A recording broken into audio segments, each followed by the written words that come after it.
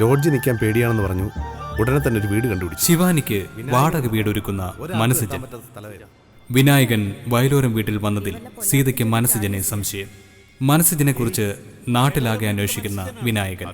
മനസ്സജനെ വിനായകൻ കുത്തുന്നതായി സ്വപ്നം കാണുന്ന കുട്ടിമണി. വിനായകനും മനസ്സജനും തമ്മിലുള്ള ബന്ധത്തിൽ ബാലന് സംശയം. തുടർന്ന് കാണുക. ജയിലിൽ വെച്ചുള്ള വെറും ഒരു പരിചയം മാത്രമാണെങ്കിൽ അയാൾ എന്തിനു സിജന്റെ വിവരങ്ങൾ തിരക്കി നടക്കണം? അതാ പിടികിട്ടാത്തത്. പക്ഷേ ഇതൊന്നും സിജൻ അറിയുന്നില്ലേ? അറിയാതിരിക്കുവോ? അയാളെക്കുറിച്ച് സിജൻ പറഞ്ഞതും ഇപ്പൊ നാട്ടുകാർ പറയുന്നതും രണ്ടും രണ്ടാ. ഏതാവും ശരി? ഇനിയിപ്പൊ പഴയ ബന്ധം വെച്ച് സിജനെ കണ്ടെത്തിക്കൊണ്ടുപോകാൻ വന്നതായിരിക്കും. ഇപ്പൊ പണ്ടത്തെ സിജൻ അല്ലെന്നും ഭാര്യയും കുഞ്ഞും വീട്ടുകാരും ഒക്കെ ആയിട്ട് കഴിയുകയാണെന്നും പറഞ്ഞ് സിജൻ അയാളെ ഒഴിവാക്കി കാണും. അപ്പൊ പിന്നെ സിജൻ പറഞ്ഞതൊക്കെ വാസ്തവം തന്നെയാണോ എന്ന് അയാൾ അന്വേഷിക്കുന്നതായിരിക്കും. അല്ല, എല്ലാം സത്യമാണല്ലോ. അത് ബോധ്യപ്പെടുമ്പോ അയാൾ പൊയ്ക്കോളും. ഇവിടെ ഇപ്പൊ ഒരു സമാധാനമുണ്ട് ബാലേട്ടാ. അതിനിടയിൽ സമാധാനക്കേടായി ഒരു വിനായകനെ വലിച്ചഴിച്ചോണ്ട് വരണ്ട കേട്ടോ. പോകുന്ന വഴിക്ക് അയാൾ അങ്ങ് പൊയ്ക്കോട്ടേന്നേ. എനിക്കിപ്പോ നിന്നോട് അഭിമാനം തോന്നോ സീത? എന്തിന്? അല്ലെങ്കിൽ എന്തെങ്കിലും കേട്ടാലുടനെ വെപ്രാളപ്പെട്ട ഒച്ച ഉണ്ടാക്കുന്നത് നീയാണല്ലോ. ആ നിന്നെ ഞാൻ സമാധാനപ്പെടുത്തണം. ഇതിപ്പോ നേരെ തിരിച്ചായി. ബാലേട്ടൻ പറഞ്ഞത് ശരിയാ. നിസ്സാര കാര്യത്തിന് വരെ ഞാൻ ടെൻഷൻ അടിക്കാറുണ്ട്. അതൊന്നും എന്റെ മാത്രം സുഖത്തിനും സന്തോഷത്തിനും ഒന്നുമല്ല. ഈ വീടിന്റെ സ്വസ്ഥതയ്ക്ക് ഉലച്ചിൽ തട്ടാതിരിക്കാൻ വേണ്ടിയാ. ഇപ്പൊ എനിക്ക് മനസ്സിലായി, സ്വസ്ഥതയും സമാധാനവും നിലനിൽക്കണമെങ്കിൽ ചിലതൊക്കെ ഉള്ളിൽ അടക്കി പിടിക്കണമെന്ന്. ഞാനത് ശീലിച്ചോണ്ടിരിക്കുക ബാലേട്ട. അങ്ങനെ നീ മാത്രമായി ഒന്നും ഉള്ളിലടക്കി വെച്ച് സ്വയം ഒരുകണ്ട. സന്തോഷമായാലും സങ്കടമായാലും അത് പങ്കിടാൻ ഞാനുണ്ട്. സന്തോഷം പങ്കിടുമ്പോൾ അതിന് മധുരം കൂടും. സങ്കടം പങ്കിടുമ്പോൾ ഉള്ളിലെ ഭാരം കുറയും. ഒരു ഭാരവും നീ ഒറ്റയ്ക്ക് കൊണ്ടു നടക്കണ്ട. ആ, പറഞ്ഞു വിഷയം മാറി. ചോറൂണിന് ക്ഷണിക്കാൻ പൂക്കോടിയിലേക്ക് പോകുന്നത് നീ വേഗം റെഡിയായിക്കോ.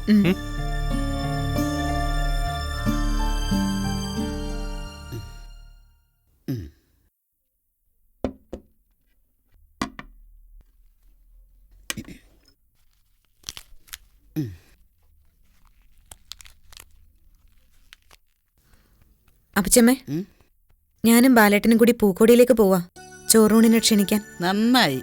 ഞാനിത് അങ്ങോട്ട് പറയാനിരിക്കുകയായിരുന്നു. അല്ല, അങ്ങേർക്ക് മൂക്കത്താണല്ലോ ചുണ്ടി. നമ്മളായിട്ട് ഇനി അമ്മാമ്മയുടെ ചുണ്ടി കൂട്ടണ്ട. കാര്യമായിട്ട് തന്നെ ക്ഷണിച്ചേക്കാം. അല്ല, ഗുരുവായൂരിലേക്ക് തലേ ദിവസം തന്നെ ഇവിടുന്ന് പോകേണ്ടതല്ലേ? അപ്പൊ അവരോട് രണ്ടാളോടും നേരത്തെ എത്താൻ പറയണം. പിന്നെ പോകുന്ന കൂട്ടത്തില് ശകുന്തള അമ്മയെ കൂടി ക്ഷണിക്കണമെന്നുണ്ട്. ഇനി അതിന്റെ പേരിൽ ഒരു അലോഹ്യം വേണ്ടെന്ന് വെച്ചിട്ട്. അത് നേരാ. നല്ലൊരു കാര്യമല്ലേ. ആരുടെയും ശാപം ഇല്ലാതെ നോക്കണം. മനസ്സ് നിറയെ കുശുമ്പും കുന്നായ്മയും കൊണ്ട് നടക്കുന്ന ആളാ ശകുന്തള. ക്ഷണിച്ചില്ലെങ്കിൽ നമ്മുടെ കുഞ്ഞുങ്ങളെ പ്രാവി കൊല്ലും. ഇത്തിരി ചെലവ് കൂടിയാലും സാരമില്ല. ചോറുണ്ണൊരു കുറവും ദോഷവും വരാൻ പാടില്ല. ആളധികം ഉണ്ടെങ്കിൽ ഒരു വണ്ടി കൂടി അധികം പിടിച്ചാൽ മതിയല്ലോ. പിന്നെ ക്ഷണിക്കേണ്ടവരുടെയൊക്കെ ലിസ്റ്റ് ആക്കിയിട്ടുണ്ട്. അതുപ്രകാരം ഓരോരുത്തരായിട്ട് ക്ഷണിച്ചോളാം. രവിയാ? രവി, നല്ല നേരത്താ നീ വിളിച്ചത്. കുട്ടാപ്പൂന്റെയും കുഞ്ഞുമണിയുടെയും ചോറൂണിന് ക്ഷണിക്കാൻ പൂക്കോടിയിലേക്ക് പോകാൻ ഇറങ്ങിയിരിക്കുക ഞാനും സീതയും. അതെ, തീയതി മാറ്റമൊന്നുമില്ല. നീ എന്താ അങ്ങനെ ചോദിച്ചേ? അതെന്താ? ഓ, അങ്ങനെയാണോ? ഇങ്ങനെയൊക്കെ വരുമെന്നറിയാവുന്നുണ്ടല്ലേ സീത നേരത്തെ തന്നെ വിളിച്ചറിയിച്ചത്. നീ എന്താ രവി ഇങ്ങനെ? പൈസയോ? നിനക്ക് പോരാവോ പൈസ? എന്നു മുതലാ നീ പൈസ കണ്ടു തുടങ്ങിയത്? വലിയ പത്രാസ് വന്നപ്പോ ബന്ധങ്ങൾക്ക് വിലയിടാൻ തുടങ്ങിയല്ലേ? നീ ഇത്രയൊക്കെ വളർന്നത് ഞാൻ അറിഞ്ഞില്ല. എന്താ മക്കളെ? നമ്മുടെ കുട്ടാപ്പൂന്റെയും കുഞ്ഞുമണിയുടെയും ചോറൂണിനെ രവിക്ക് വരാനൊക്കത്തില്ലെന്ന്. അവിടെ ഇതിനേക്കാളൊക്കെ വലിയ ജോലിയുണ്ടെന്ന്. അപ്പോ ഞാൻ മുൻകൂട്ടി വിളിച്ചറിയിച്ചതൊക്കെ വെറുതെ ആയില്ലേ? ചോറൂണിന് വരാനൊക്കാത്തോണ്ടേ അവൻ പൈസ അയച്ചു തരാന്ന്. അത് കേട്ടപ്പോ എന്റെ ചങ്ക് തകർന്നുപോയി. അപ്പോ രവി നമുക്കൊക്കെ എന്ത് വില അപ്പച്ചമ്മ കൽപ്പിച്ചിരിക്കുന്നത്? നീ ആ ഫോണൊന്ന് കുത്തി തന്നേ. കുത്തിത്തരാൻ.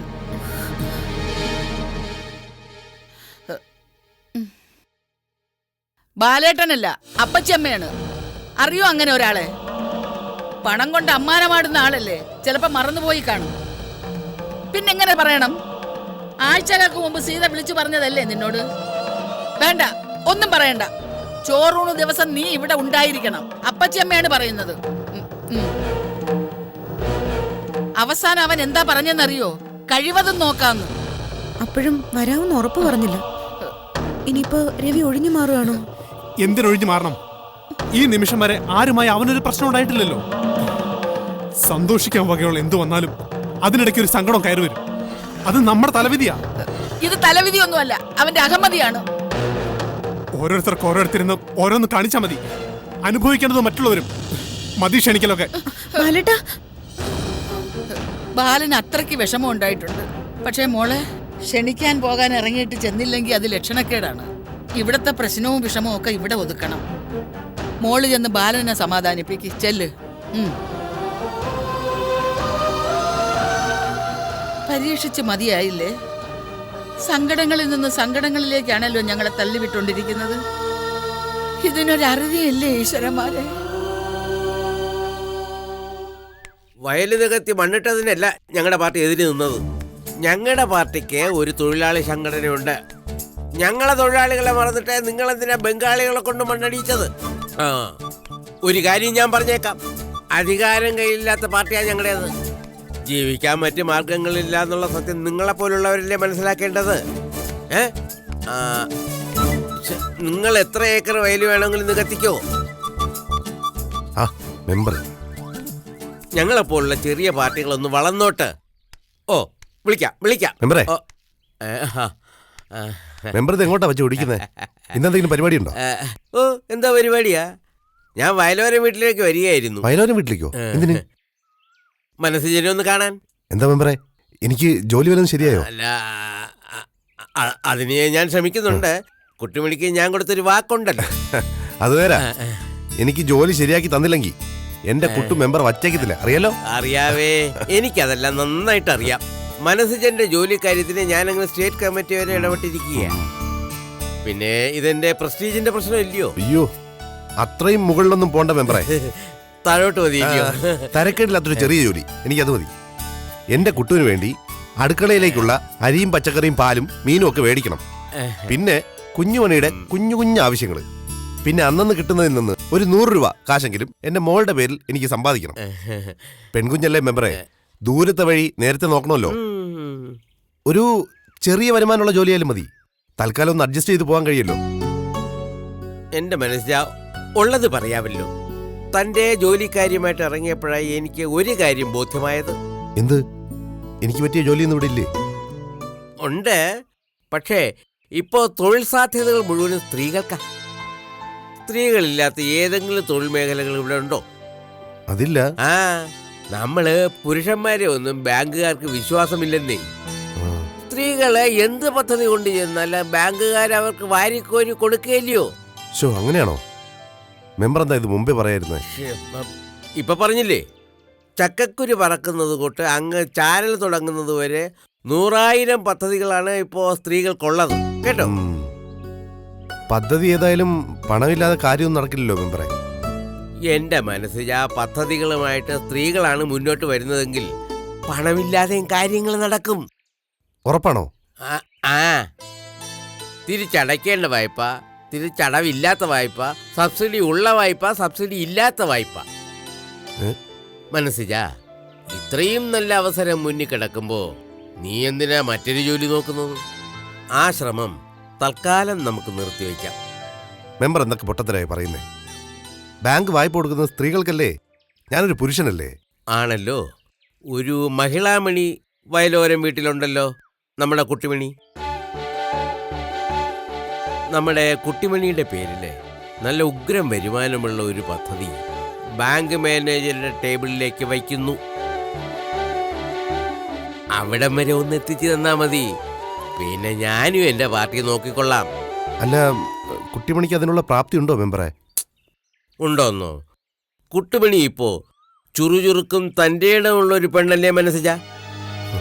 കുട്ടുമണിക്കൊപ്പം മനസ്സിനും ഉണ്ടെങ്കിൽ നല്ല വരുമാനമുള്ള ഒരു പദ്ധതിക്ക് തുടക്കമിടാൻ കഴിയും. സന്തോഷമുണ്ട് മെമ്പറെ. ഒരു പദ്ധതി തനിയെ നടപ്പിൽ വരുത്താനുള്ള കഴിവും തൻ്റെ ഇടമൊക്കെ എന്റെ കുട്ടുവിനുണ്ടെന്ന് മെമ്പർക്ക് തോന്നിയല്ലോ. അത് കേൾക്കുമ്പോ വല്ലാത്തൊരു സന്തോഷമുണ്ട്. പക്ഷേ ഈ മെമ്പർ സന്തോഷിക്കണമെങ്കിൽ പാർട്ടിക്കുള്ള ഫണ്ട് കൂടാതെ ഈ പോക്കറ്റിൽ കൂടി ഗാന്ധിയെ വച്ച് തരണം. അയ്യോ, അത് ഉറപ്പല്ലേ മെമ്പറെ? മെമ്പറുടെ ശക്തിയാ ഞങ്ങളുടെ ശക്തി. അല്ല, ഈ കാര്യങ്ങളൊക്കെ കുട്ടുമണിയോട് മനസ്സിൽ ഞാൻ പ്രത്യേകം എടുത്ത് പറയണേ. ഇല്ലെങ്കിൽ വയലോരം വീട്ടിലേക്ക് എനിക്ക് കാലെടുത്ത് കുത്താൻ കഴിയില്ല, അറിയാമല്ലോ. പറയാം മെമ്പറെ. ഇത് പറയാനാണോ മെമ്പർ വയലൂരും വീട്ടിലേക്ക് വരാനല്ലാതെ? അല്ലാതെ പിന്നെ മനസജന്റെ ഒരു കൂട്ടുകാരനെ ഞാൻ ചായക്കടയിൽ വെച്ച് കണ്ടായിരുന്നു. അയാള് മനസജനെ അന്വേഷിച്ച് വന്നെന്ന് അയാൾ പറഞ്ഞത്. എന്റെ സുഹൃത്തോ? സുഹൃത്തല്ല, സുഹൃത്തിന്റെ സുഹൃത്ത്. കൂളിംഗ് ഗ്ലാസ്സൊക്കെ വെച്ച് കഴുത്തിൽ നിറയെ മാലകളൊക്കെ ഇട്ട് ഒരു എണ്ണാച്ചിയെ പോലെ ഇരിക്കും. ആ പറഞ്ഞു തന്നില്ല, ദൈവം വന്നിറങ്ങി.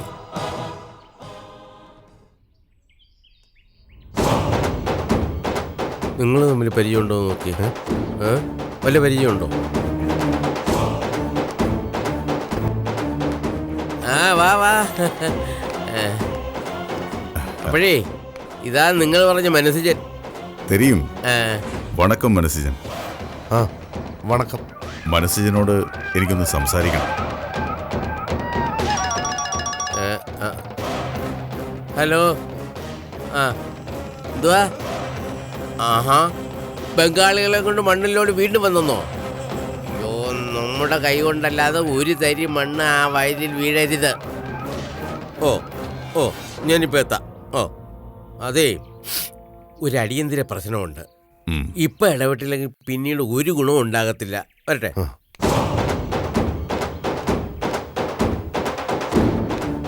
വയലോരം വീട്ടിൽ ഞാൻ വന്നിരുന്നു.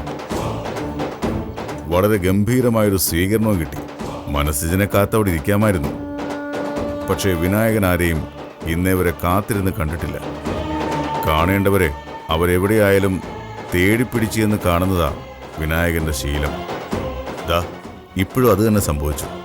നിങ്ങൾക്കെന്താ എന്നോട് സംസാരിക്കാനുള്ളത്? ശിവാനി രണ്ടുപേരും എവിടെയുണ്ടെന്ന് മനസ്സിജൻ അറിയാം. മനസ്സിജന് മാത്രം അറിയാവുന്ന കാര്യം. അവരെ രണ്ടുപേരെയും എനിക്ക് വേണം. നിങ്ങൾ തമ്മിലുള്ള ബന്ധത്തിന്റെ ആഴം എനിക്കറിയാം. ശിവാനി അവിടുന്ന് പോന്നിട്ടുണ്ടെങ്കിൽ അത് മനസ്സിജന്റെ അടുത്തേക്കായിരിക്കും. ശിവാനിയുടെ സിജണ്ണന്റെ അടുത്തേക്ക്. ഇല്ല, ശിവാനി ഇങ്ങോട്ട് വന്നിട്ടില്ല. നുണ, പെരുന്നുണ. മനസ്സിജനെ തിരക്കി ഒരു പെണ്ണിവിടെ വന്നിരുന്നുവെന്ന് ഞാൻ അറിഞ്ഞു. അത് ശിവാനി അല്ലാതെ വേറെ ആരാ? അത് ശിവാനി അല്ല. ശിവയേക്കാൾ ഏറെ ഇഷ്ടം ശിവാനിക്ക് സിജണ്ണനെയാ. അതറിയാം എനിക്ക്. എല്ലാം അറിയുന്ന എന്നോട് കള്ളം പറയുമ്പോൾ ഒന്ന് സൂക്ഷിക്കുന്നത് നല്ലതാണ്. ശിവയും ഞാനും തമ്മിൽ പലതരം കൊടുക്കൽ വാങ്ങലുകൾ നടത്തിയിട്ടുണ്ട്. ഞങ്ങൾ തമ്മിൽ പല ഉടമ്പടികളുമുണ്ട്. അതിലൊന്നാ ശിവാനി എനിക്കുള്ളതാണെന്ന്. ദാ ഈ കയ്യിലടിച്ച് വാക്ക് തന്നാ ശിവ. ആ വാക്ക് വിശ്വസിച്ച് ഞാൻ ഒരുപാട് സ്വപ്നങ്ങൾ കണ്ടു. സ്വപ്നങ്ങൾ കാണാൻ പഠിപ്പിച്ചതും ശിവയാ. എല്ലാം പറഞ്ഞുറപ്പിച്ച് ശിവ എങ്ങോ പോയി. ശിവയിലൂടെ എനിക്ക് പലതും നഷ്ടമായിട്ടുണ്ട്. അതൊക്കെ വസൂലാക്കാനേ ശിവാനി എനിക്ക് കിട്ടിയേ തീരൂ. നോക്ക്, ശിവയുമായി എന്തെങ്കിലും കണക്കുകൾ തീർക്കാനുണ്ടെങ്കിൽ അത് ശിവയുമായി തീർക്കണം. അതിലേക്ക് ഈ മനസ്സിജനെ വലിച്ചഴിക്കരുത്. വലിച്ചഴച്ചല്ലേ പറ്റൂ മനസ്സിജ. കാരണം പല രഹസ്യങ്ങളുടെയും താക്കോലാണല്ലോ മനസ്സിജൻ. ശിവ ഉണ്ടായിരുന്നത് മനസ്സിജനൊപ്പം. ഒരു പായയിൽ ഉണ്ടുറങ്ങിയവർ, മറ്റെന്തിനേക്കാളും ചങ്ങാത്തത്തിന് വില കൽപ്പിക്കുന്നവർ. ഒരാൾക്ക് കൊണ്ടാൽ മറ്റേയാൾക്ക് നോവുന്ന ബന്ധം. വിനായകൻ അറിഞ്ഞതും പറഞ്ഞതും ഒക്കെ ശരിയാ. എന്റെ ജീവിതത്തിന്റെ ഭാഗം തന്നെയായിരുന്നു ശിവ. ഞാൻ നിഷേധിക്കുന്നില്ല. ശിവ വന്നിരുന്നു ഇവിടെ.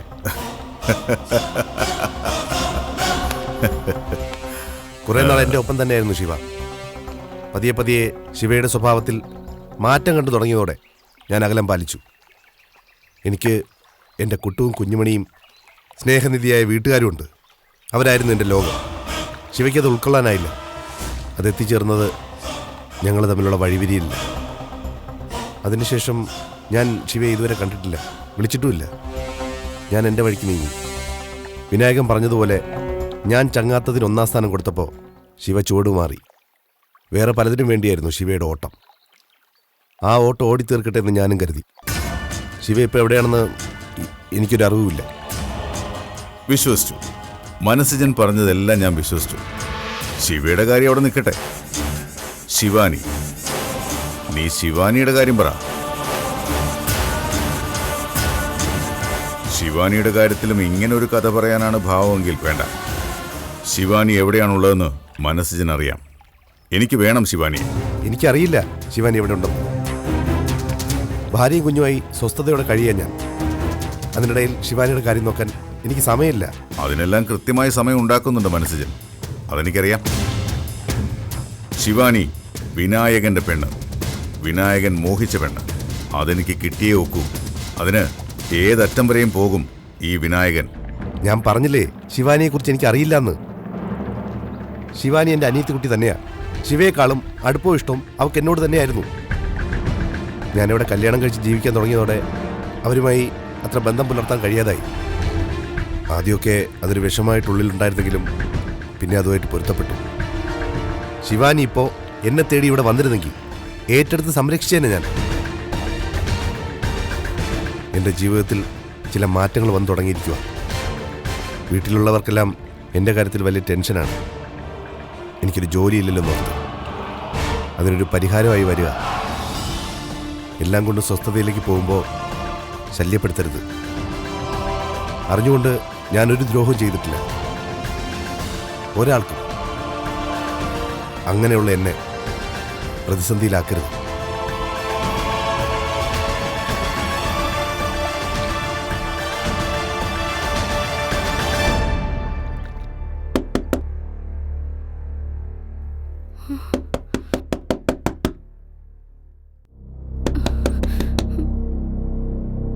ശിവാനി, ഇത് ഞാനാ, സിജണ്ണൻ.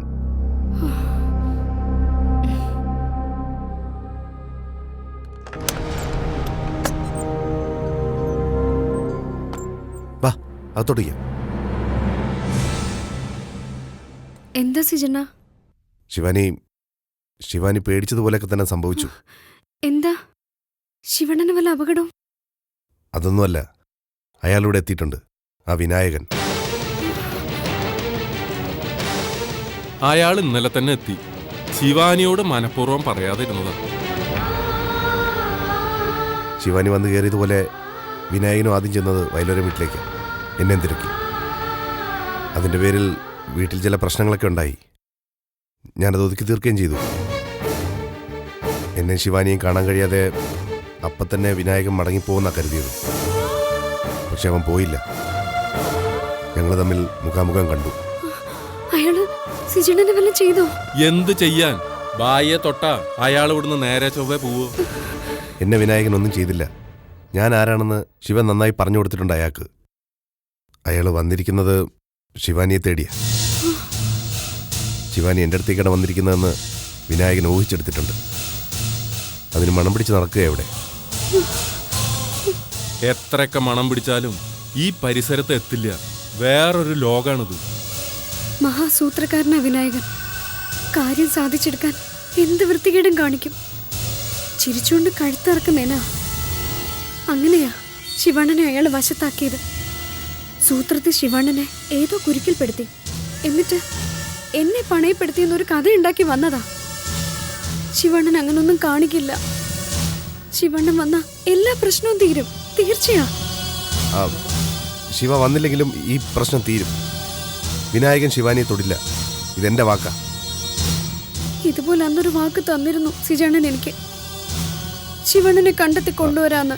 അത് ഇതുവരെ സാധിച്ചോ? അത് അതുപോലെയാണത്. രണ്ടല്ലേ. ശിവയെ കണ്ടെത്താൻ കുറച്ച് സമയം വേണം. ശിവ എവിടെയാന്ന് പോലും അറിയാതെ എങ്ങനെയാ? ഇവിടെ ഇപ്പൊ ശിവയല്ല, വിനായകനാ പ്രശ്നം. അതെ, വിനായകനിൽ നിന്ന് രക്ഷ, അതിനാ ഒന്നാം സ്ഥാനം. ആരും ഈ ഭാഗത്തേക്കൊന്നും വരില്ല. എങ്കിലും ഒരു കരുതൽ വേണം. വിനായകന്റെ കണ്ണിലെങ്ങാനും പെട്ട അയാളെന്നെ ഉറപ്പായിട്ടും കൊണ്ടുപോകും. അയാളെങ്ങാനും എന്റെ കഴുത്തിൽ താലിയിടേണ്ട ഗതികേട് വന്നാ ഞാനതൊരു കുരുക്കാക്കി മാറ്റി അവസാനിപ്പിക്കുക ഈ ജീവിതം.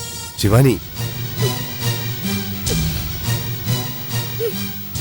എന്റെ ഒരനീതിയുടെ പ്രാണം പോയതിന്റെ നെഞ്ചുരുക്കം മാറിയിട്ടില്ല ഇതുവരെ. അതിനിടയിലാ നിന്റെ വകയിൽ. ദേ, ഇനി ഇങ്ങനെയുള്ള വാക്കുകൾ നിന്റെ നാവിൽ നിന്ന് വീണു പോകരുത്. ഇവിടെ വന്ന് ഒരാൾ എവിടേക്കും നിന്നെ കൊണ്ടുപോവില്ല.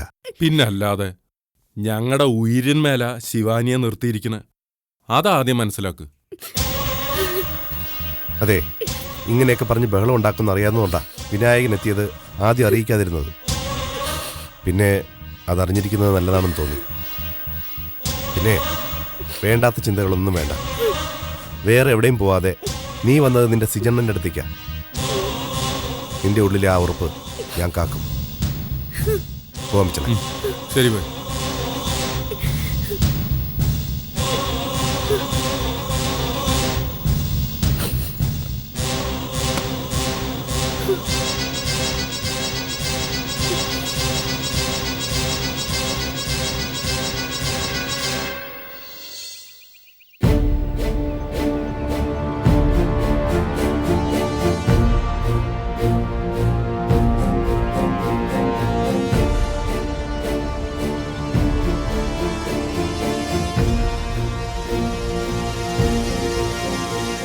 എന്താ ഒരു ടെൻഷൻ? വിനായകൻ അതൊരു ഒഴിയാ ബാധയായി പിന്നാലെ വരികയാണല്ലോ പിച്ചളെ. ശിവാനിയുടെ മനസ്സ് ശാന്തമാകണമെങ്കിൽ വിനായകന്റെ ശല്യത്തിന് ഒരവസാനം കണ്ടെത്തിയേ പറ്റൂ. ബായി എന്താ ഉദ്ദേശിക്കുന്നത്? ശിവാനിയുടെ സുരക്ഷിതത്വം തന്നെ. ശിവാനി ഇവിടെ ഇങ്ങനെ മനസ്സുരുകി കഴിയുമ്പോൾ നമുക്ക് സ്വസ്ഥത കിട്ടുമോ പിച്ചളെ? ശിവാനി പറഞ്ഞ വാക്കുകൾ എൻ്റെ മനസ്സിൽ അങ്ങനെ കിടന്ന് തിളയ്ക്കുക. വിനായകനെങ്ങാനും അവളുടെ കഴുത്തിൽ താലി കെട്ടിയാൽ അതൊരു കുരുക്കാക്കി ജീവിതം അവസാനിപ്പിക്കുമെന്ന് നിശ്ചയിച്ചുറപ്പിച്ചതിൻ്റെ ഒരു മുഴക്കം ആ വാക്കുകളിലുണ്ട് പിച്ചളെ. ശിവാനിയെ ഇവിടെ എങ്ങനെ വീട്ടിലേക്ക് മാറ്റിയ സമാധാനം കിട്ടുന്നല്ല നമ്മൾ കരുതിയത്. ഇവിടെ ശിവാനി സുരക്ഷിത, ആരും അറിയില്ല, കാണില്ല. എങ്കിലും വിനായകനിൽ നിന്നും എന്നേക്കുമായിട്ടുള്ള വിടുതലാവില്ല ഇത്. ഞാനൊന്ന് പറയട്ടെ ഭായി, ഈ കാര്യങ്ങളൊക്കെ വീട്ടിലറിയിക്കണം. വീട്ടിലാരും അറിയാതെ ഒരു ഒളിച്ചുകളി നടത്തുന്നതിനെ കൊണ്ടാണല്ലോ ഇത്രയും ടെൻഷൻ അടിക്കേണ്ടി വരുന്നത്. അവരാരും അറിയാത്തടത്തോളം കാലം ബായിക്ക് ഇത് തീക്കളിയാണ്. ബായി പറഞ്ഞതുപോലെ ശിവയുടെ പെങ്ങളാന്നുള്ളത് വലിയൊരു കീറാമുട്ടി തന്നെയാണ്. അതിങ്ങനെ മനസ്സിലിട്ട് തീ തിന്ന് നടക്കേണ്ട കാര്യമില്ല എന്നാ ഞാൻ പറയണത്. ശിവാനിയെ ആരും അറിയാതെ ലോഡ്ജിൽ കൊണ്ടുപോയി താമസിപ്പിച്ചതും ബായി എന്നെ കബളിപ്പിച്ച് നടന്നതൊക്കെ അറിഞ്ഞപ്പം ആദ്യമൊന്നും എനിക്കും അത് ഉൾക്കൊള്ളാനായില്ല. ബായി വിശദമായി എല്ലാം പറഞ്ഞപ്പോഴാ പതിയെ ഉദ്ദേശശുദ്ധി ബോധ്യം വന്നത്. ആ നിമിഷം മുതൽ ബായിയുടെ കൂടെ ഇല്ല ഞാൻ. വീട്ടുകാരോട് പറഞ്ഞാ അവർക്കും മനസ്സിലാക്കാനാവും. ഇല്ല പിച്ചളെ, വീട്ടുകാരോട് പറയാൻ മുതിർന്ന അത് അപകടം ചെയ്യും. പിച്ചളെ പോലെ അല്ല അവര്. ബാലേട്ടനൊരു പക്ഷേ കാര്യങ്ങൾ മനസ്സിലാക്കാൻ കഴിയും. അപ്പച്ചിയമ്മ, കുട്ടു, സീതയെടുത്തി അവർക്കാർക്കും പൊറുക്കാനും പൊരുത്തപ്പെടാനും ആവില്ല. പിച്ചളെ, ഞാൻ വേറൊന്ന് ആലോചിക്കുന്നേ. എന്താ? ശിവാനിയെ സുരക്ഷിതമായൊരു കൈകളിൽ ഏൽപ്പിച്ച എല്ലാ പ്രശ്നവും പരിഹരിക്കപ്പെടും. അതിന് ഏറ്റവും സുരക്ഷിതമായ കൈ തന്നെയാണല്ലോ ശിവാനി ഉള്ളത്. ബായിയേക്കാൾ വലിയ സുരക്ഷിതത്വം വേറെ ഏത് കൈകളിലാ ബായി? പിച്ചള പറഞ്ഞത് ശരിയാ. പക്ഷേ ഞാൻ അർത്ഥമാക്കുന്നത് ശിവാനിക്കൊരു ആൺതുണ വേണമെന്നുള്ളതാണ്. അല്ല, അതിനിപ്പോ ശിവാനി തനിച്ചാണെന്നത് കൊണ്ടാണല്ലോ സ്വന്തമാക്കണമെന്ന വാശിയിൽ വിനായകൻ പാഞ്ഞു നടക്കുന്നത്. ശിവാനി വേറൊരാളുടെ ഭാര്യയാണെന്നറിഞ്ഞ വിനായകൻ പിന്മാറും. അതിനാ ശിവാനിക്കൊരു ആൺതുണ വേണമെന്ന് ഞാൻ പറയുന്നത്. ബായ് പറയണത് ന്യായമായ കാര്യം തന്നെയാണ്. പക്ഷേ അങ്ങനെ ആവുമ്പം എല്ലാരും അറിയില്ല. പെട്ടെന്ന് ഒരാളെ കിട്ടുക എന്നുള്ളതും പാടാ. അത് പിച്ചളെ, ഞാൻ ഉദ്ദേശിക്കുന്നത് എന്തെന്ന് വെച്ചാല് ശിവാനിക്ക് സിജണ, എന്താ ഇത്ര ഗൗരവമേറിയ ചർച്ച? എനിക്കറിയാം, എന്റെ കാര്യം തന്നെ ആവും. ഞാനൊരു ബാധ്യതയായി തീർന്നിരിക്കുകയല്ലേ.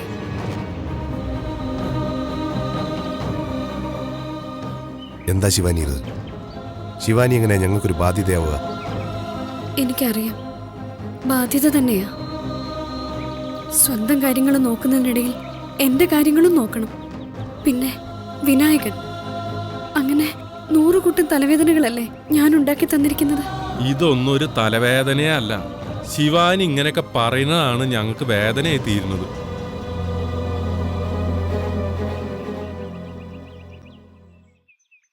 ഇങ്ങോട്ട് വരുമ്പോ സിജണൻ ഇത്രയൊക്കെ പ്രശ്നങ്ങളായി തീരുമെന്ന് ഞാൻ കരുതിയതേയില്ല. പോകാൻ എനിക്ക് വേറെ ഒരിടവുമില്ല, വേറെ ആളുമില്ല. ജീവിക്കാനുള്ള വല്ലാത്ത മോഹം കൊണ്ടൊന്നുമല്ല, മരിക്കാനുള്ള പേടി കൊണ്ടുമല്ല അഭയം തേടി വന്നത്. എനിക്ക് ശിവാണനെ കാണണം, അത്രേ ഉള്ളൂ. ശിവാണനെ കണ്ടെത്താൻ സിജണ്ണനെ സാധിക്കും. ആ വിനായകനിൽ നിന്ന് രക്ഷയുണ്ടാവണമെങ്കിൽ ശിവണ്ണൻ ഇവിടെ ഉണ്ടാവണം. അയാളുമായുള്ള കണക്കുകൾ തീർത്താ പിന്നെ അയാൾ ശല്യമായി വരില്ലല്ലോ. ആരുടെയും ശല്യം ഉണ്ടാകാത്ത വിധം എല്ലാ പ്രശ്നങ്ങൾക്കും അറുതിയാവും. അധികം വൈകാതെ അകത്ത് കയറി വാതിലടച്ചിരുന്നു. ചെല്ല്. നല്ല കാര്യങ്ങൾ മാത്രം ചിന്തിക്കുക. ഇനി ഞങ്ങൾ ഇങ്ങോട്ട് വരുന്നത് പരിഹാര മാർഗമായിട്ടായിരിക്കും. ചെല്ലുമോളെ.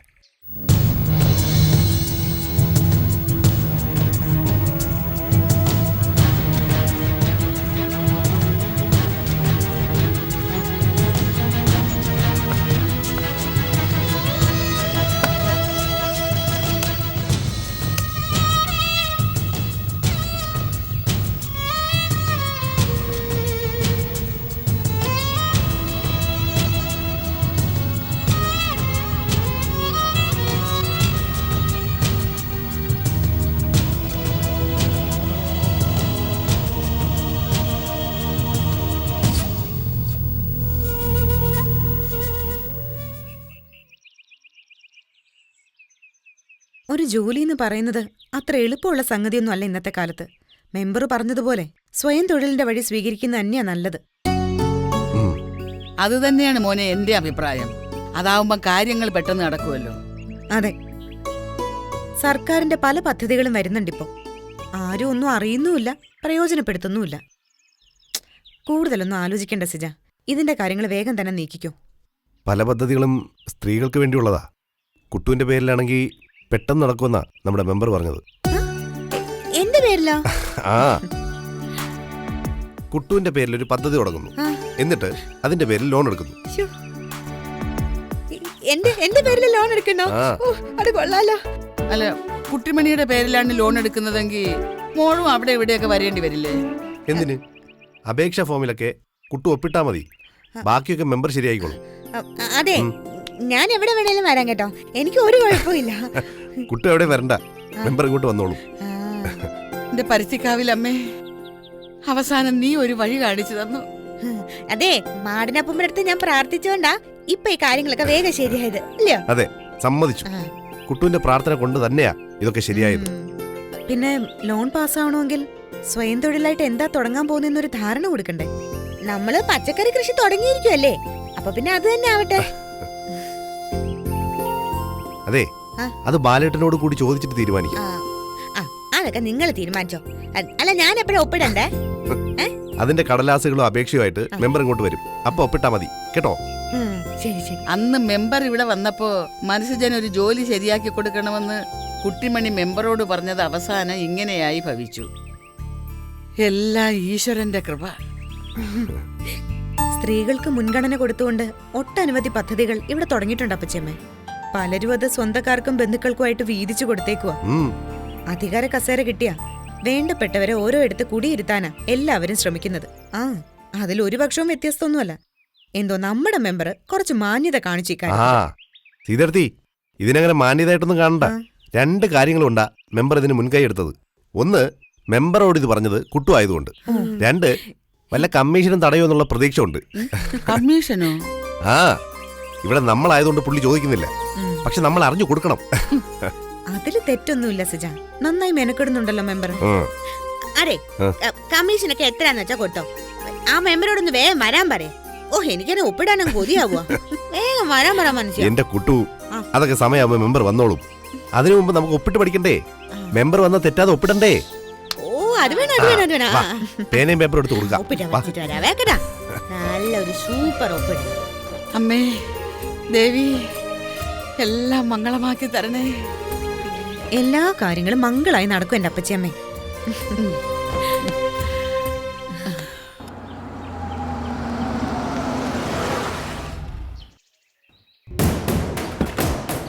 ആന്റി, അവർ വരുന്നുണ്ടേ. ധൈര്യത്തിൽ എല്ലാം ചോദിക്കണം. അവരെന്നെ കാണണ്ട. സീൻ കഴിയുമ്പോ ഞാൻ വന്നോളാം. ശരി. എന്നെ തിരിച്ചു കൊണ്ടുപോയി. എനിക്ക് ഇവിടെ നിൽക്കണ്ടോ? വാ മോളെ. അച്ഛ പോവാ അച്ഛ, നമുക്ക് അങ്ങോട്ട് തന്നെ പോവാം. അതെന്ത് നല്ല സ്ഥലാ, എനിക്ക് ഇഷ്ടമാ. ഡോക്ടർ എന്തു പറഞ്ഞു? ഡോക്ടർ പലതും പറഞ്ഞിട്ടുണ്ട്. അതൊന്നും ഇവിടെ ബോധിപ്പിക്കേണ്ട കാര്യമില്ല. സമ്മതിച്ചു. എന്നാ എന്നെ ബോധിപ്പിക്കേണ്ട വേറെ ചില കാര്യങ്ങളുണ്ട്. വയലോരം വീട്ടിലെ എട്ടും പൊട്ടും തിരിയാത്ത കുഞ്ഞിന്റെ പേരിൽ എഴുതി കൊടുത്ത സ്വത്തിന്റെ പ്രമാണം തിരികെ കിട്ടിയല്ലേ? അതിനെക്കുറിച്ച് നിങ്ങളൊന്നും പറഞ്ഞില്ല, പക്ഷേ ഞാൻ അറിഞ്ഞു. അറിഞ്ഞല്ലോ. അതിനെതിരായി വികാരപ്രകടനമൊക്കെ. എന്റെ സ്വത്തുക്കൾ ഞാൻ ഇഷ്ടപ്പെട്ടവർക്ക് എഴുതി കൊടുക്കും. മനസ്സിൽ നന്മയുള്ളവരായതിനാൽ അവരിപ്പോ അത് തിരികെ തന്നു. അതൊന്നും നിന്നോട് പറയേണ്ട കാര്യമുണ്ടെന്ന് തോന്നിയില്ല, പറഞ്ഞില്ല. സ്വത്ത്, പണം എന്നിങ്ങനെയുള്ള കാര്യങ്ങളിൽ എന്തൊരു ശ്രദ്ധയാണെന്ന് നോക്കിയേ. പിന്നെ തിരിച്ചു കിട്ടിയ പ്രമാണത്തിൽ കണ്ണും വെച്ച് വെറുതെ സ്വപ്നങ്ങളൊന്നും കാണണ്ട. അതിലൊരു അർഹതയും നിനക്കില്ല. അർഹതയില്ലെന്ന് അങ്ങനെ തീർത്തു പറഞ്ഞാലോ? ഞാൻ നിങ്ങളുടെ ഭാര്യ. അർഹതയ്ക്ക് അത് പോരെ? ഭാര്യയോ? ആര്, നീയോ? ആ, ഭാര്യ എന്നത് വെറും 2 അക്ഷരം മാത്രമാണ് നിനക്ക്. പക്ഷേ ഞാൻ അങ്ങനെയല്ല കാണുന്നതും കണ്ടതും. ആ വാക്കിന് ഒത്തിരി ഒത്തിരി അർത്ഥതലങ്ങളുണ്ട്. വേണ്ട, എന്നെ കൊണ്ടൊന്നും പറയിക്കണ്ട നീ.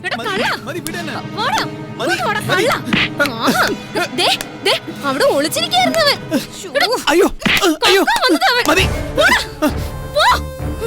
കണ്ടോ കണ്ടോ, ഇനി ഇവിടെ കള്ളന്മാരുണ്ടെന്ന് ഞാൻ ഒന്ന് നോക്കട്ടെ. നന്നാവാനുള്ള യാതൊരു ഉദ്ദേശമില്ല അല്ലേ? ഇവനെ ഈ പരിസരത്ത് കണ്ടുപോരുതെന്ന് പറഞ്ഞതാ ഞാൻ. വീണ്ടും നീ വിളിച്ചു വരുത്തി. അതെ, ഞാൻ വിളിച്ചു വരുത്തിയത് തന്നെയാ. അതുകൊണ്ട് പലതും എനിക്ക് മനസ്സിലാക്കാൻ സാധിച്ചു. അവനിൽ നിന്നും എന്ത് മനസ്സിലാക്കാൻ സാധിച്ചു? മോളെ സോപ്പിട്ട് വശത്താക്കി ബാംഗ്ലൂരിലേക്ക് കൊണ്ടുപോകാനല്ലേ നിങ്ങളുടെ പ്ലാൻ? മോളെ ഒരിടത്തേക്കും കൊണ്ടുപോകാൻ ഞാൻ സമ്മതിക്കില്ല. നിങ്ങളുടെ ഒരു പ്ലാനും നടക്കില്ല. ഓഹോ, ഈ മഹാദേവൻ തമ്പി എന്തെങ്കിലും പ്ലാൻ ചെയ്തിട്ടുണ്ടെങ്കിൽ അത് അതുപോലെ നടന്നിരിക്കും. എന്തായാലും എന്റെ പ്ലാനുകളൊക്കെ അങ്ങ് മനസ്സിലാക്കി കളഞ്ഞല്ലോ. സമ്മതിച്ചിരിക്കുന്നു. നീ മനസ്സിലാക്കിയത് ശരിയാ. മോൾ ഞാൻ ബാംഗ്ലൂരിലേക്ക് കൊണ്ടുപോകും. പിന്നെ നീ അറിയാത്ത വേറൊരു പ്ലാനും കൂടിയുണ്ട്. നീ നേരത്തെ പറഞ്ഞില്ലേ ഭാര്യയാണെന്ന്?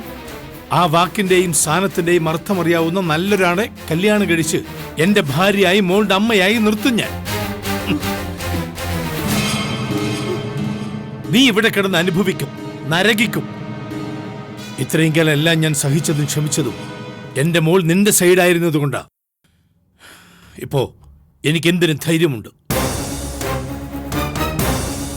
അതെ, മര്യാദകളിനൊരു പരിധിയുണ്ട്. നീ അതും കടന്നു പോയി. മര്യാദ വിട്ട അതിന്റെ ദുരന്തം അനുഭവിക്കേണ്ടി വരും. ആരുമില്ലാതെ പിച്ചയെടുത്ത് കഴിയേണ്ടി വരും നിനക്ക്.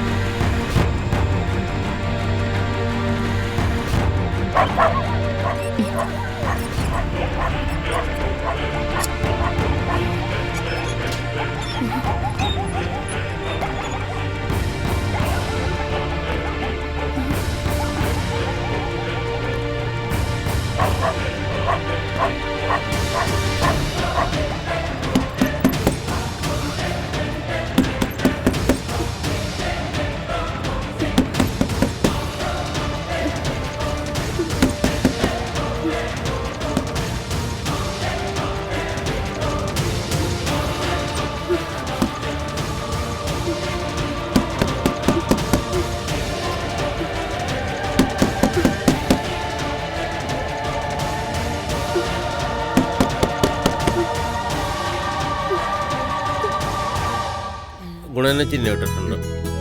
അപ്പുറത്ത് ആ അവിടെ ഗുണന ഇട്ടിട്ടുണ്ടോ നോക്കി. ആ ആ ആ ആ ആ മെമ്പറെ, ലോൺ പാസ്സാകാൻ അധികം താമസമൊന്നും ഉണ്ടാവില്ലല്ലോ അല്ലേ? എന്തോ ഈ പറയുന്നേ? ഒരു താമസം ഉണ്ടാവില്ലെന്നേ. എന്റെ കെയറാഫിൽ വരികയാണെന്ന് പറഞ്ഞാ പ്രത്യേക ഒരു പരിഗണന ഉണ്ടാകും അവിടെ.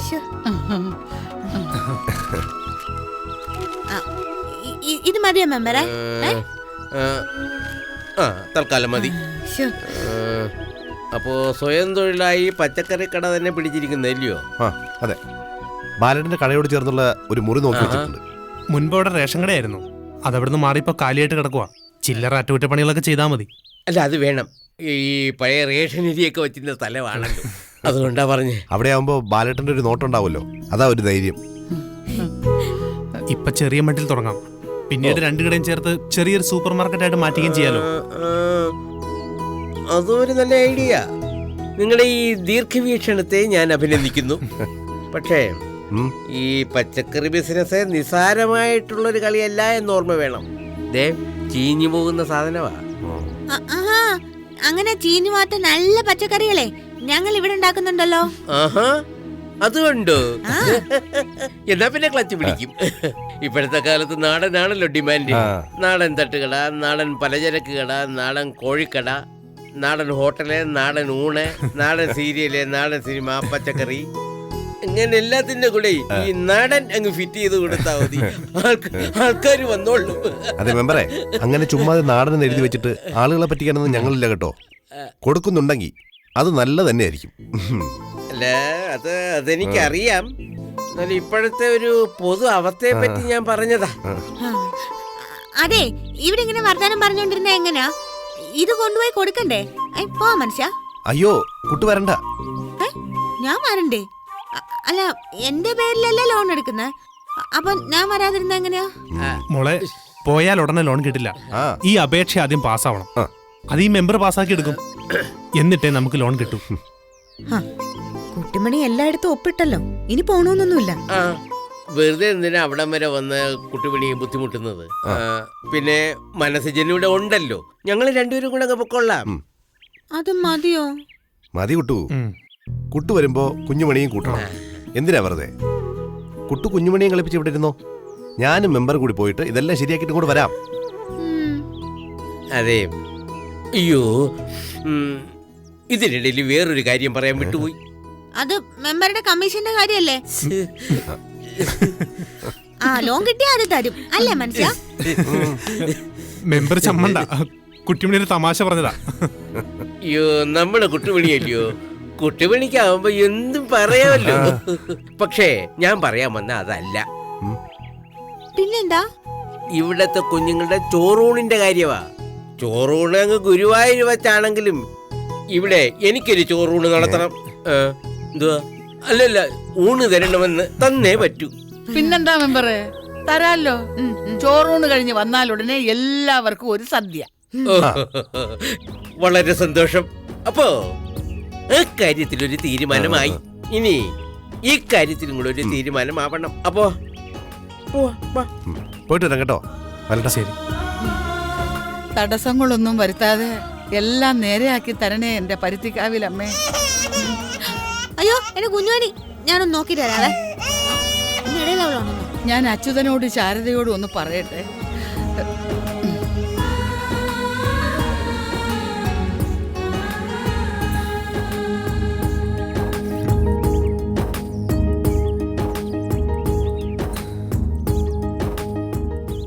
എനിക്ക് ചിലപ്പോഴൊക്കെ തോന്നാറുണ്ട്, ആർക്കും പിടികിട്ടാത്തൊരു മനസ്സുമായിട്ട് അസിജൻ നടക്കുന്നതെന്ന്.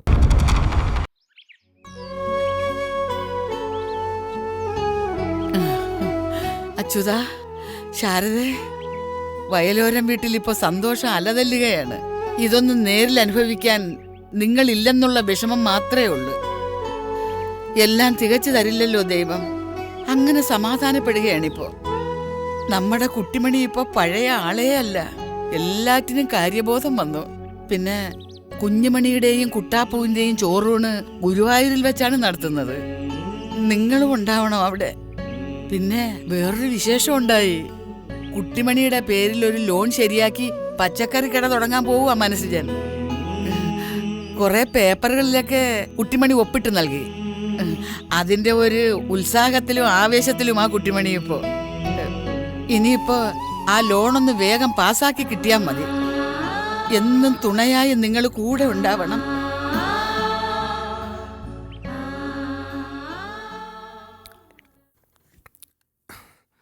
സിജിനെ കുറിച്ച് കരുതിയിരുന്നൊക്കെ തെറ്റി.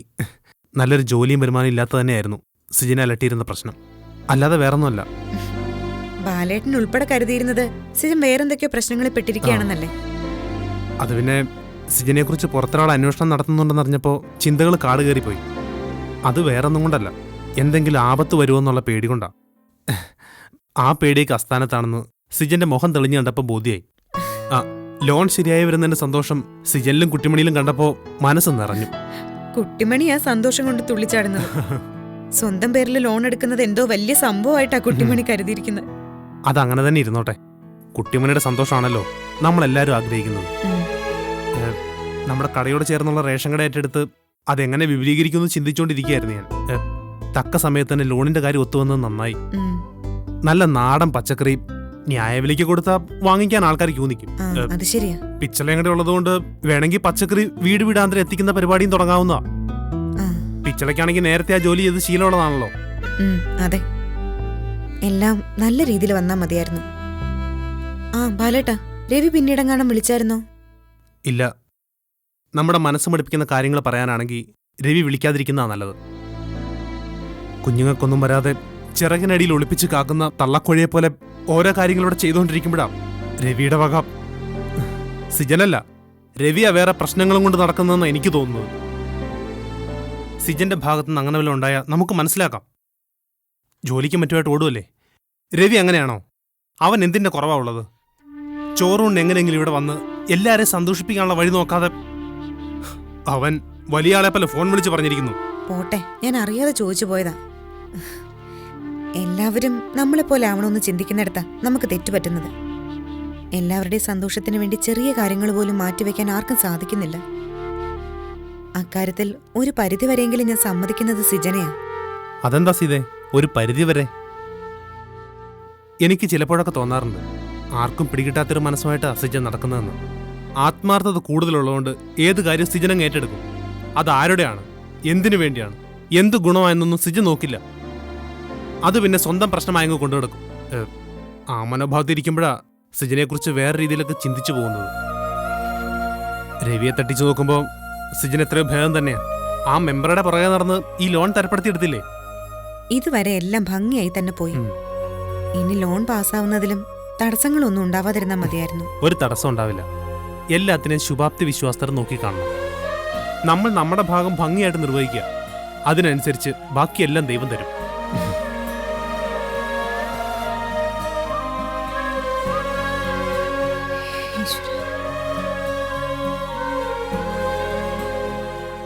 പണം എത്ര വേണമെങ്കിലും എന്റെ കയ്യിലുണ്ട്. എത്രയാണെന്നോ? ലക്ഷത്തിനേക്കാളും മേലെയാ. 900 രൂപ. അത് തരാം. 900 രൂപയ്ക്ക് നമുക്കൊരു തീവണ്ടി മേടിക്കാം. ഹായ്, തീവണ്ടി തീവണ്ടി തീവണ്ടി തീവണ്ടി തീവണ്ടി. ഞാനും നീ മാത്രമേ ഉള്ളൂ തീവണ്ടിയില്, കേട്ടോ? തീവണ്ടി മേടിച്ചിട്ട് നമുക്ക്. എന്തിനാ വന്നത്? പോയ പോയ, നിങ്ങളെ ഒന്നും എന്റെ തീവണ്ടിയിൽ കേറ്റത്തില്ല. പോവാൻ. കേറ്റണ്ട മോൾ, എന്തു പറഞ്ഞാലും ഈ അമ്മ അനുസരിക്കും. അനുസരിക്കോ? എങ്കിൽ പിന്നെ ഒരു പാട്ട് പഠിക്കാം. പാട്ടു പാടാനൊന്നും അമ്മയ്ക്ക് അറിയില്ലല്ലോ മോളെ. അമ്മ ഒരു കഥ പറഞ്ഞു തരാം. കഥ എങ്കിൽ കഥ പറയും. ഒരിടത്ത് ഒരു വീട്ടില് ഒരമ്മയും മോളും ഉണ്ടായിരുന്നു. അവര് രണ്ടാളും നല്ല സ്നേഹത്തിലായിരുന്നു. ആ മോൾക്ക് വേണ്ടി അമ്മ ജീവൻ കൊടുക്കാൻ വരെ തയ്യാറായിരുന്നു. ആ അമ്മ ഞാനാണെന്നും മോള് മോളാണെന്നും വിചാരിക്കും. ഒരു ദിവസം ആ അമ്മയ്ക്ക് ദൈവത്തിന്റെ വെളിപാടുണ്ടായി. എന്ത് പാടുണ്ടായെന്നാ? വെളിപാട്. ദൈവം പറയുന്നതിനെ അങ്ങനെയാ പറയുക. ശരി ശരി, പറയ്. മാലാഖ കുഞ്ഞായ നിന്റെ മകളുടെ പേര് ഒപ്പും ദൈവത്തിന് വേണം. അതായിരുന്നു വെളിപാട്. എന്നിട്ട് അപ്പോ അമ്മ ദൈവത്തോട് ചോദിച്ചു, എന്തിനാ പേര് ഒപ്പു എന്ന്. അപ്പൊ ദൈവം പറഞ്ഞു, നിന്റെ മകൾക്ക് ദീർഘായുസ് കൊടുക്കാനാണെന്ന്. അമ്മയ്ക്ക് സന്തോഷമായി. ഈ വിവരം ഉടനെ അമ്മ മകളോട് പറഞ്ഞു. മകൾക്കും സന്തോഷമായി. എനിക്ക് സന്തോഷായി. മകള് അമ്മ പറഞ്ഞതുപോലെ പേരും ഒപ്പും നൽകി. കഥയിലെ മകളുടെ സ്ഥാനത്ത് മോളല്ലേ ആ, അതുപോലെ ഒന്ന് കാണിച്ചേ. എങ്ങനെ? കഥയിലെ മകള് പേരും ഒപ്പും കൊടുത്തില്ലേ, അതുപോലെ ദാ ഇവിടെ മോള് പേരെഴുതി ഒപ്പിട. ദാ ചൂണ്ടപ്പായാലും മതി. ദാ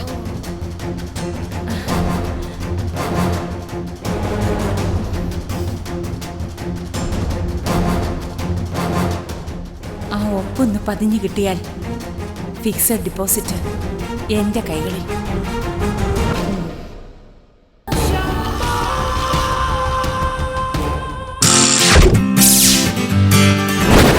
Yeah.